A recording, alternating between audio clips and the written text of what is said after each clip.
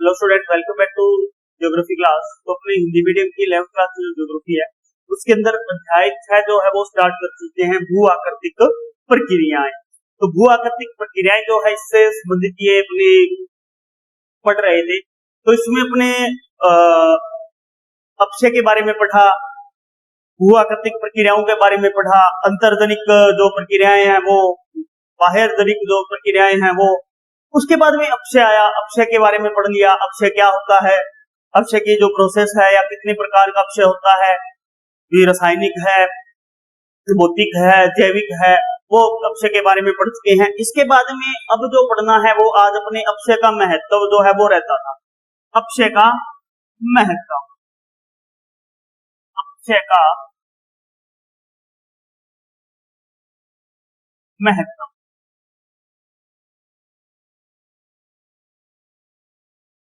अब अपक्षय का महत्व जो है इसके बारे में जानना है। तो देखिए, अपक्षय क्रियाएं जो होती हैं, ये अपक्षय प्रक्रियाएं जो है वो छोटे छोटे टुकड़ों में होती हैं या छोटे छोटे टुकड़ों के अंदर तोड़ने तथा न के उनका जो आवरण है वो आवरण हटने की जो क्रिया है वो चलती रहती है। यानी अपक्षय क्रिया द्वारा कोई भी जो सेल है उन सेलों के अंदर क्या होगा, छोटे छोटे टुकड़े होंगे और उन छोटे छोटे टुकड़ों के द्वारा निर्माण प्रक्रिया जो है, निर्माण प्रक्रिया जो है वो चलती रहेगी। यानी निर्माण की प्रक्रिया आगे प्रस्तुत होती रहेगी, मृदा का निर्माण होता रहेगा, उसके लिए मार्ग जो है वो प्रस्तुत करते रहेंगे। तो इस प्रकार से ये अपर्दन और बृहद संचलन जो है उसके लिए भी उत्तरदायी होती है। भी अपर्दन के लिए, बृहद संचलन के लिए भी जो अपक्षय की प्रक्रिया है वो उत्तरदायी होगी।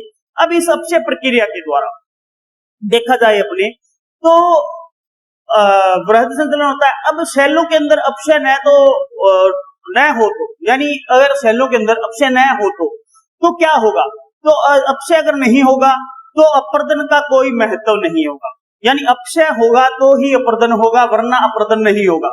मतलब भी अगर अपक्षय नहीं हुआ, अपक्षय नहीं हुआ तो अपर्दन का महत्व नहीं रहेगा, अपर्दन का महत्व नहीं होगा। अगर अपक्षय प्रक्रिया होगी तभी महत्व रहेगा इसका। अगर अपक्षय प्रक्रिया नहीं हो सेलों में तो इसका कोई महत्व नहीं रह जाता है भी जो अपक्षय अपर्दन का। तो अपना इसका अर्थ यहाँ पर ये कह सकते हैं भी, इसका अर्थ ये ले सकते हैं भी अपक्षय जो है वो बृहद सरण को, अपर्दन को, उच्चावच को जो होता है उनके लघुकरण में सहायक होता है। यानी उच्चावच के, बृहद सरण के, अपर्दन के, उच्चावच के लिए ये लघुकरण में सहायक होता है। और स्थल जो प्रक्रियाएं हैं वो अपर्दन का परिणाम होती हैं, उनसे अपने को पता चलता है। स्थलाकृतिक अपर्दन का परिणाम जो है वो मिलता है अपने को अपक्षय और निक्षेपण से, स्थलाकृतियों का निर्माण होता है।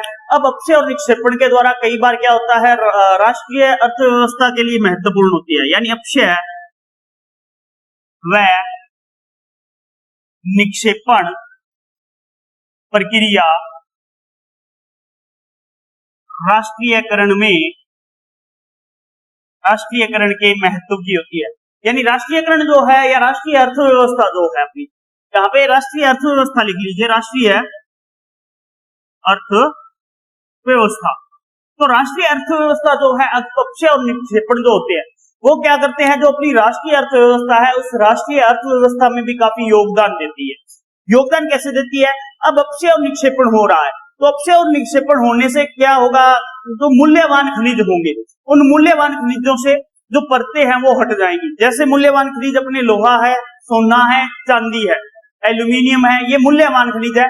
तो इनसे क्या है, अपने जो परत हट गई है तो इन खनिजों के मिलने से समृद्धिकरण और सहकेंद्रण में ये सहायक होती है। इसके अलावा जो अपक्षय जो होता है वो मृदा निर्माण की एक क्रिया है, मृदा निर्माण की एक क्रिया भी आती है जो मृदा निर्माण की क्रिया के अंदर शामिल की जाती है अपक्षय को। अब यहाँ पर एक शब्द आया है समृद्धिकरण, अपक्षय के अंदर समृद्धिकरण शब्द आया है। उस समृद्धिकरण का अर्थ क्या होता है, वैसे अगर देखें समृद्धिकरण तो मतलब ये होता है भी समृद्धिकरण में भी सब कुछ प्राप्त कर लेना, यानी समृद्ध हो गया, समृद्धिकरण हो गया, सब कुछ उसे प्राप्त हो गया। अब यहाँ समृद्धिकरण में क्या होता है, जब यहाँ सेलों का अपक्षय होता है, सेलों का अपक्षय होता है, तो जब यहाँ सेलों का अपक्षय होता है तो कुछ जो पदार्थ होते हैं वो भूमिगत जल द्वारा, कुछ पदार्थ भूमिगत जल द्वारा रासायनिक क्रिया करते हैं, यानी रासायनिक या भौतिक निक्षालन जो है इसके माध्यम से स्थानांतरित हो जाते हैं, या इसके माध्यम से क्रिया कर ये स्थानांतरित हो जाते हैं। अब ये स्थानांतरित हो जाते हैं, इसके बाद कुछ शेष बहुमूल्य पदार्थ जो होते हैं, उन शेष बहुमूल्य पदार्थों का सकेंद्रण हो जाता है। शेष बहुमूल्य जो पदार्थ है उनका सकेंद्रण मिलता है।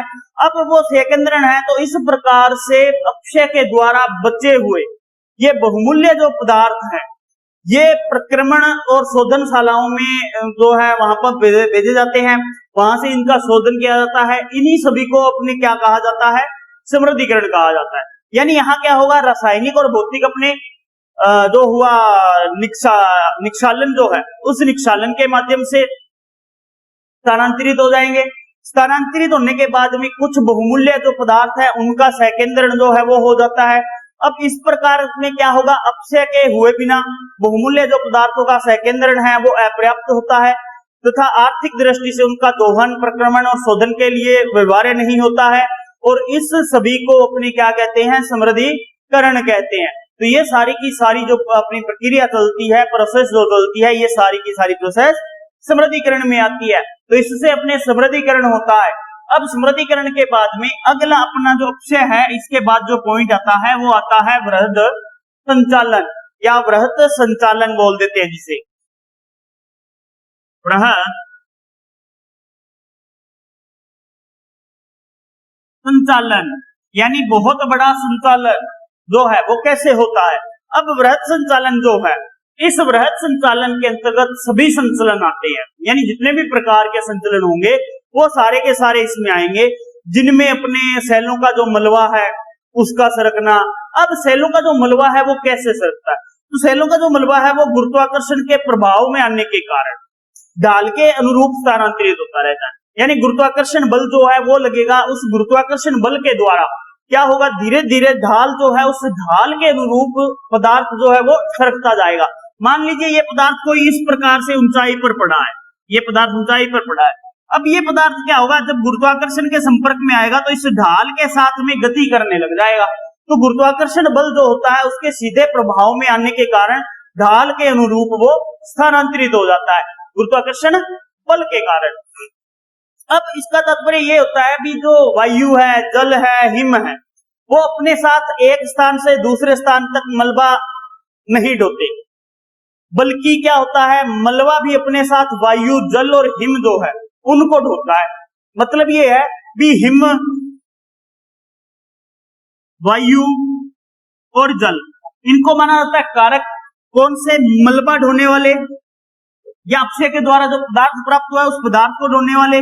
लेकिन ये अकेला ऐसा नहीं है भी मलबा को ही ढोएंगे, इसके अलावा दूसरा सत्य क्या होता है, मलबा जो होता है वो जल, वायु और हिम, इनको भी साथ में स्थानांतरित करता है एक स्थान से दूसरे स्थान पर। इनको भी एक स्थान से दूसरे स्थान के ऊपर वो लेके जाएगा और उससे क्रिया जो है वो करेगा।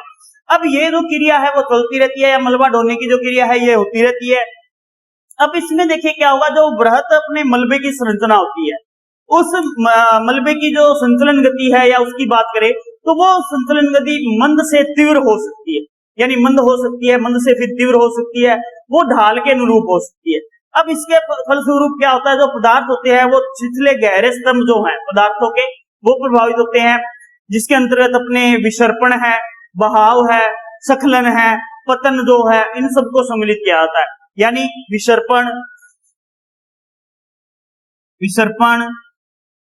स्खलन, विसर्पण भी होगा इसमें शामिल, स्खलन भी होगा, पतन भी इसमें शामिल होगा, वलन भी इसमें शामिल होगा।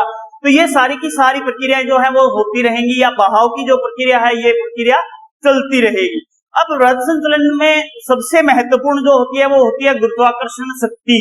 गुरुत्वाकर्षण शक्ति जो है वो इसमें सहायक होती है। गुरुत्वाकर्षण शक्ति जो है वो इसमें सहायक होती है वृहद संचलन के अंतर्गत।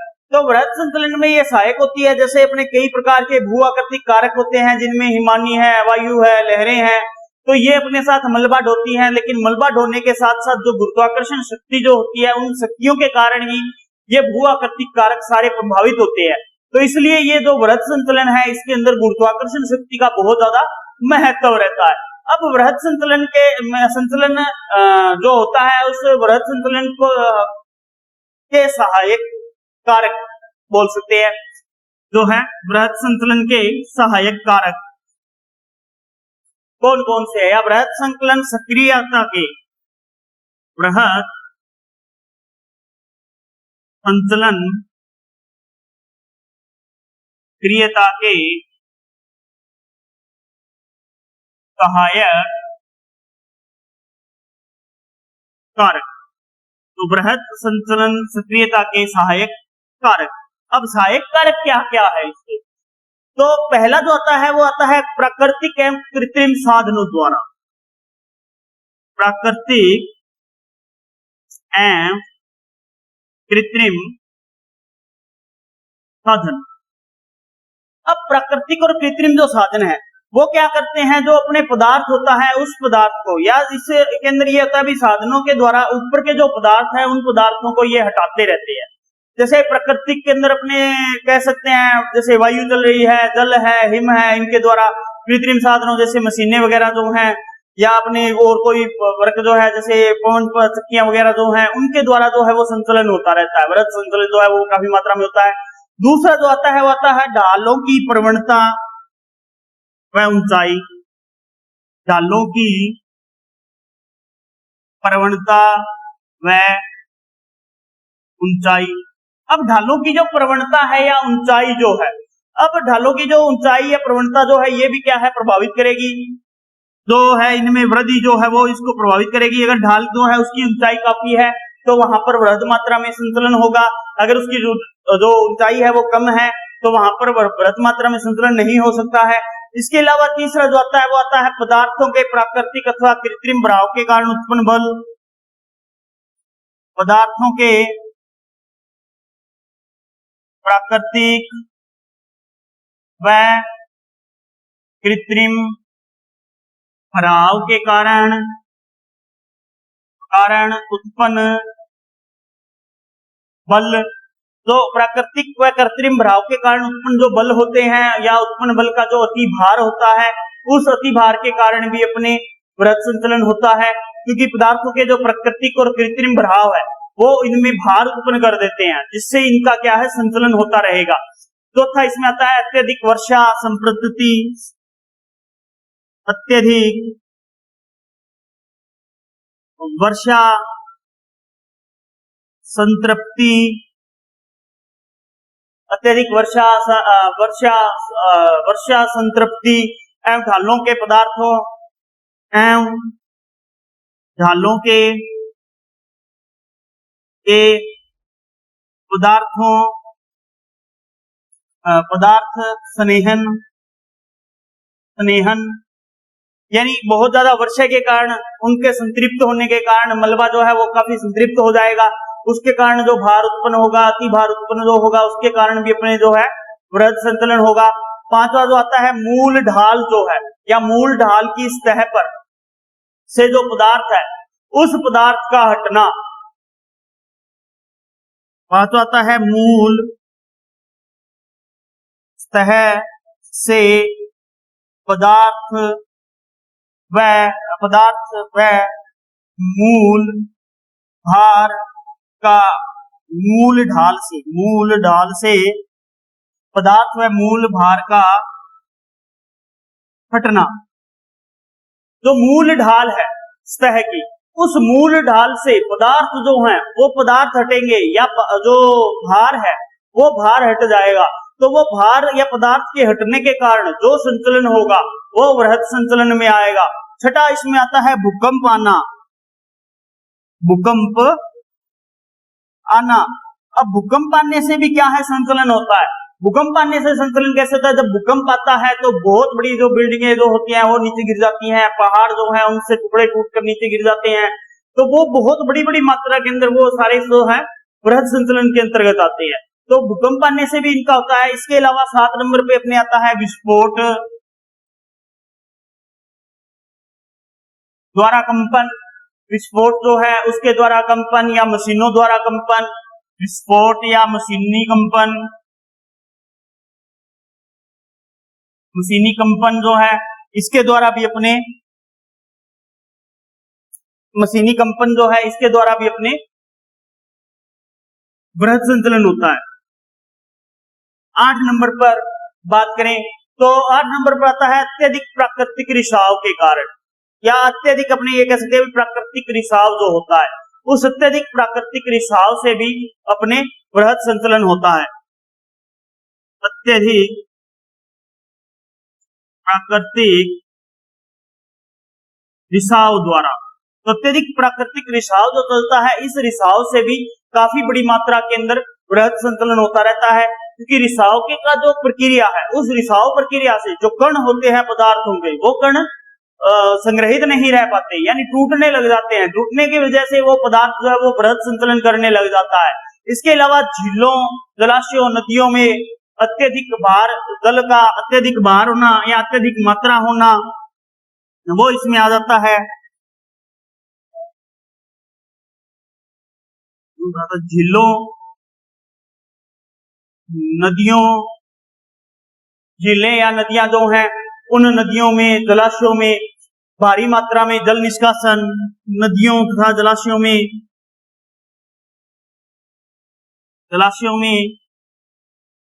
भारी मात्रा में जल निष्कासन की जो क्रिया होती है, उस क्रिया के द्वारा भी अपने बृहद संचलन जो है वो बहुत बड़ी मात्रा के अंदर होता है। क्योंकि जल का जब निष्कासन होगा तो वो ढालों के रूप बहेगा, या नदी तटों के नीचे जो जल है उसकी गति मंद गति के से बहना जो है वो भी अपने बृहद संचलन करता है। क्योंकि ये जो ढाल है, ढालों के अनुरूप जब जल जाएगा तो वहां से बहुत बड़ी मात्रा के अंदर बृहद संचालन करके लाएगा, या बहुत बड़े मलबे को अपने साथ में लेके आएगा। जब पहाड़ी इलाके से मान लीजिए भी ये कोई पहाड़ है, इस पहाड़ से जब जल जाएगा तीव्रता के साथ, तो ये क्या करेगा, मलबा जो है इस मलबे को अपने साथ बहाकर नीचे लेके आएगा। तो इसमें बृहद मात्रा के अंदर क्या है, मलबे का संचलन होगा। 10 नंबर पे अपने इसमें आता है प्राकृतिक वनस्पति का अंधाधुंध विनाश। प्राकृतिक वनस्पति का अंधाधुंध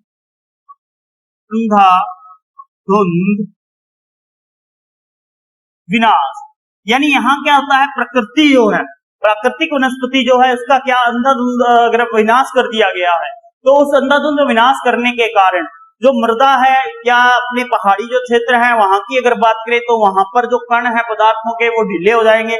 उसकी वजह से क्या होगा, वहां पर जब भी कभी वर्षा होगी या तेज आंधियां वगैरह चलेंगी तो उससे क्या है, बहुत ज्यादा मात्रा के अंदर बृहद संचालन होगा। तो प्राकृतिक जो वनस्पति होती है उसका अंधाधुंध विनाश भी बृहद संचालन को कार्य करता है, या इसकी जो सक्रियता होती है उसमें संलग्न रहती है। तो इस प्रकार से ये जो अपने कारक हैं इसके वो बृहद संचालन को प्रभावित करते हैं और आगे से आगे चलते रहते हैं। इसके बाद अगला आता है भूस्खलन। आगे जो बात आती है वो आती है भूस्खलन की। अब भूस्खलन क्या होता है, भूस्खलन सीधा सा अर्थ से ही, शब्द का जो अर्थ है इसी से पता चल रहा है। भूस्खलन क्या होता है, भूस्खलन का मतलब ये होता है कि भूमि का सरकना या भूमि का लुढ़कना या भूमि का गिरना, तो ये सब भूस्खलन में आता है। मतलब भूमि स्खलित हो रही है, गिर रही है कहीं, तो वो आ जाता है। तो भूमि का कहीं गिरना, लुढ़कना, सरकना, तो वो किस में आता है, भूस्खलन में आता है। तो इसके लिए देखिए क्या होता है, परिभाषा इसकी ये है भी, मिट्टी तथा चट्टानी जो होती है उन मिट्टी चट्टानों का जो ढलान है उस ढलान पर ऊपर से नीचे की तरफ, यानी मिट्टी या चट्टानों का ढलान पर ऊपर से नीचे की तरफ गिरना, खिसकना, सरकना, लुढ़कना भूस्खलन कहलाता है। यानी मिट्टी एवं चट्टानों का, मिट्टी एवं चट्टानों का ढलान पर ऊपर से ऊपर से नीचे की तरफ खिसकना, लुढ़कना, लुढ़कना और गिरना भूस्खलन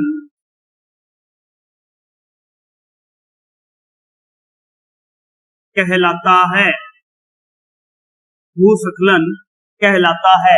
यानी जब मिट्टी या चट्टान जो है, मिट्टी या चट्टान जो है वो क्या करेगी, बहुत ज्यादा ऊंचाई से, ढलान से ऊपर से नीचे की तरफ आएगी, खिसकते हुए आएगी, लुढ़कते हुए आ सकती है या गिरते हुए आ सकती है, तो वो क्रिया अपनी भूस्खलन में शामिल की जाती है, तो वो भूस्खलन कहलाता है। अब भूस्खलन जो होता है ये अपेक्षाकृत तीव्र एवं अवगम्य संतुलन है। भूस्खलन जो है वो भूस्खलन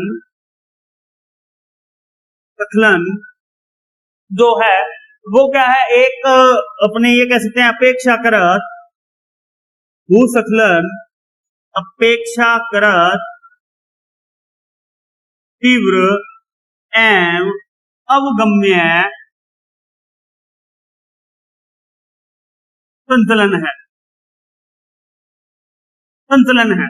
तो भूस्खलन में अवगम्य और तीव्र संतुलन होता है, मतलब बहुत ज्यादा तीव्र गति से संतुलन होगा, क्योंकि ऊंचाई से गिरेगा। मान के चलिए कोई पर्वत है, उसकी ऊंचाई 1000 मीटर की है, 1000 मीटर की है।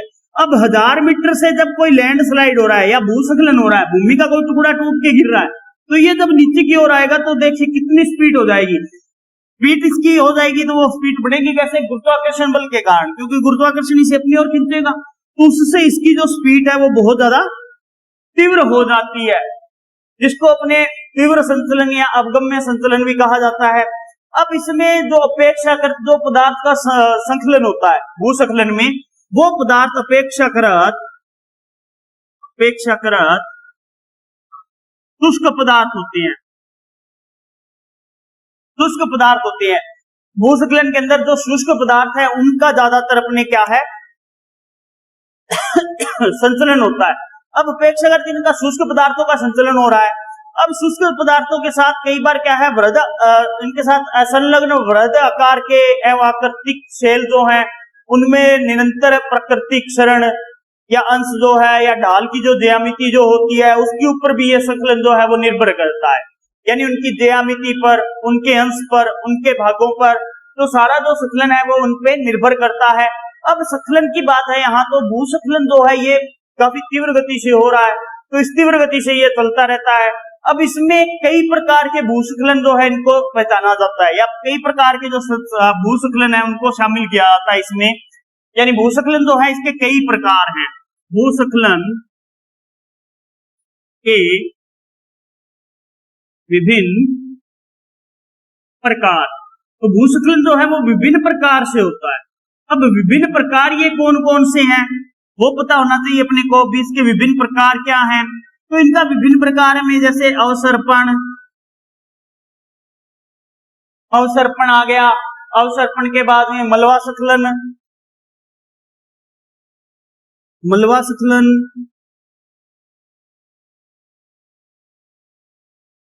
शैल स्खलन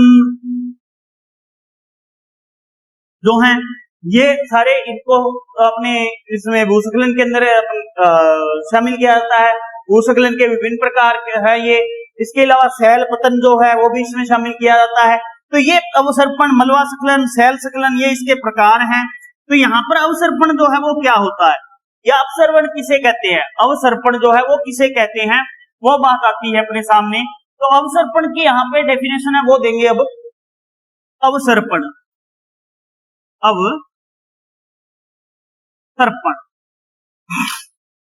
इसमें देखिए क्या होता है, इसमें जो ढाल है या ढाल जिस पर संचलन होता है उसके संदर्भ में जो पश्च आवर्तन होता है या पश्च आवर्तन के साथ जो शैल का मलबा होता है वो एक या कई इकाइयों में फिसलन करता है, तो उस एक या कई इकाइयों में फिसलन करने को ही अवसर्पण कहते हैं। यानी यहां क्या होता है, ढाल जिस पर संचलन होता है, यानी ढाल जिस पर संचलन होता है के संदर्भ में, के संदर्भ में पश्च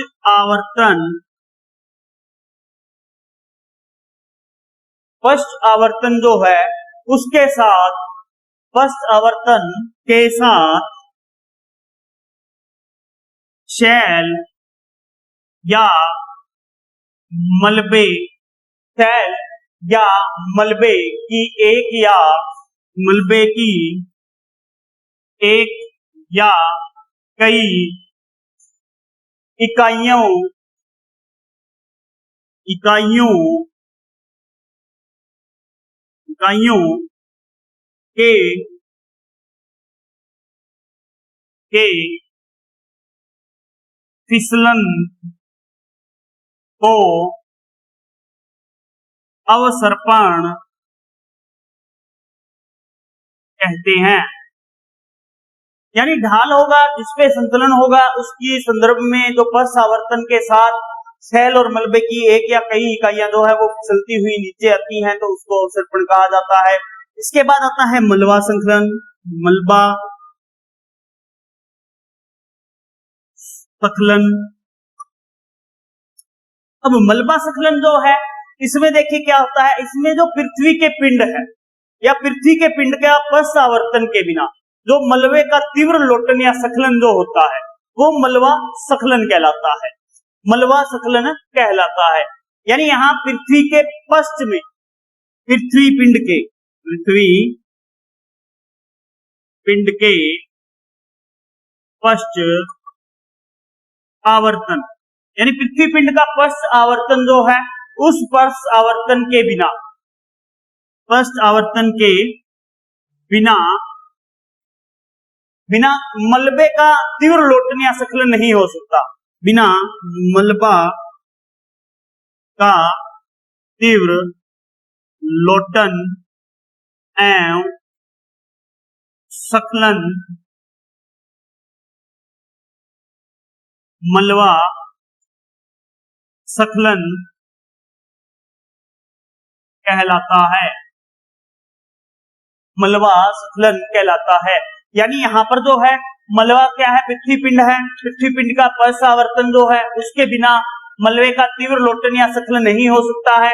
तो ये जब तीव्र या लोटन या स्खलन जो होता है वो मलबा स्खलन में शामिल किया जाता है।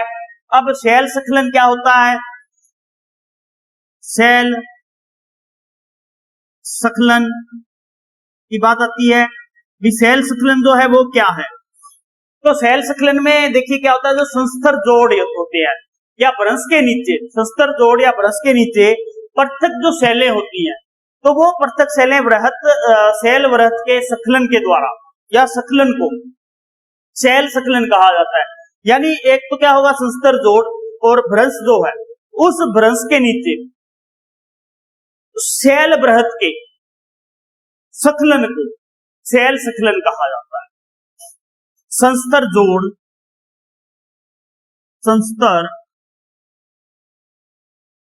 जोड़ या भ्रंश के, यानी इसमें एक तो संस्तर जोड़ आ गया आपका, दूसरा भ्रंश आ गया। भ्रंश के नीचे पृथक शैल वृहत स्खलन को शैल स्खलन कहते हैं, शैल स्खलन कहते हैं। यानी वृहत के पृथक शैल वृहत के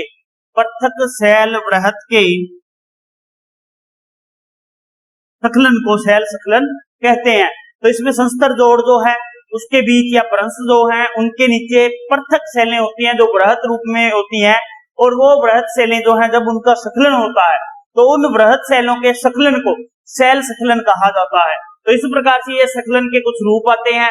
अब देखिए ये जो तीव्र ढालें होती हैं, उन तीव्र ढालों के साथ में जब स्खलन होता है तो उस स्खलन से कुछ विध्वंस होता है, या बहुत तीव्र गति से ये जब आते हैं तो कुछ टूटती रहती है। तो इस प्रकार से ये अनिरंतरता जो है वो अनिरंतरता ये लगातार बनी रहती है, और अनिरंतरता बनी रहने के कारण जो भूस्खलन है इससे अपने अलग अलग प्रक्रियाएं जो है वो सामने आती रहती हैं। अब कई बार क्या होता है, जो सहल स्खलन वगैरह जो होती है या ये भूस्खलन की क्रिया जो है, इसके क्रिया के परिणाम स्वरूप कई बार तीव्र क्रिया होती है। तो उस तीव्र क्रिया के सहारे, जो ढाल के सहारे सैलें जो होती हैं, मतलब मान के चलिए कोई ढाल है और इस ढाल के सहारे कुछ सैलें हैं, तो अब यहां से मलबा स्खलन हुआ, तो मलबा स्खलन होने की वजह से या भूस्खलन होने की वजह से ये जो सैलें हैं, इन सैलों का पतन हो जाता है। भूस्खलन के द्वारा इन सैलों का पतन हो जाता है। तो इस प्रकार ये जब तीव्र गति से स्खलन होता हुआ आता है ढालों के अनुरूप, तो वहां पर सैलों का अपने पतन होता है, तो वो अपनी बात कहलाती है सैल पतन, यानी सैलों का पतन होना सैल पतन कहलाता है। तो सैलों का पतन हो जाता है। तो इस प्रकार से ये जो अपने सैलों के पतन की बात आती है या सैलों भूस्खलन की जो बात आती है, इससे प्रभावित होती है ये बातें।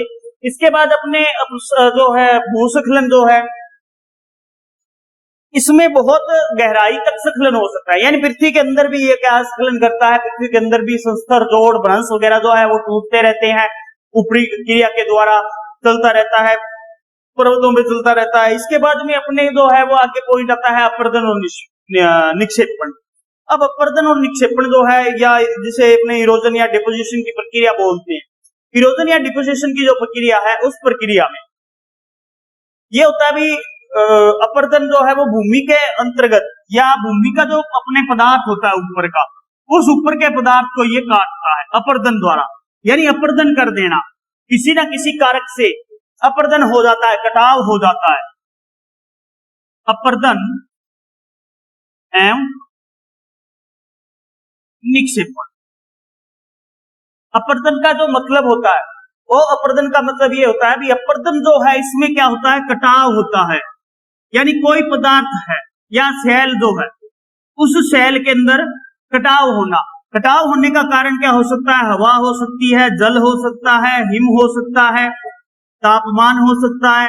तो ये कटाव होने का कारण हो सकता है अपर्दन में, तो उसको अपर्दन करके ले जाते हैं। निक्षेपण का अर्थ देखिए क्या होता है, निक्षेपण मीन्स होता है किसी पदार्थ को व्यवस्थित कर देना, यानी कुछ पदार्थ जो है मलबे के रूप में हवा, पानी इनके साथ आते हैं, और भारी होने की वजह से कई बार जो असमतल धरातल आता है वहां पर ये व्यवस्थित हो जाते हैं और वहां पर ये अलग हो जाते हैं उनसे, तो वो निक्षेपण कहलाता है। कल अपने अपर्दन और निक्षेपण के बारे में विस्तार से अध्ययन करेंगे। आज के लिए इतना ही। Thank you.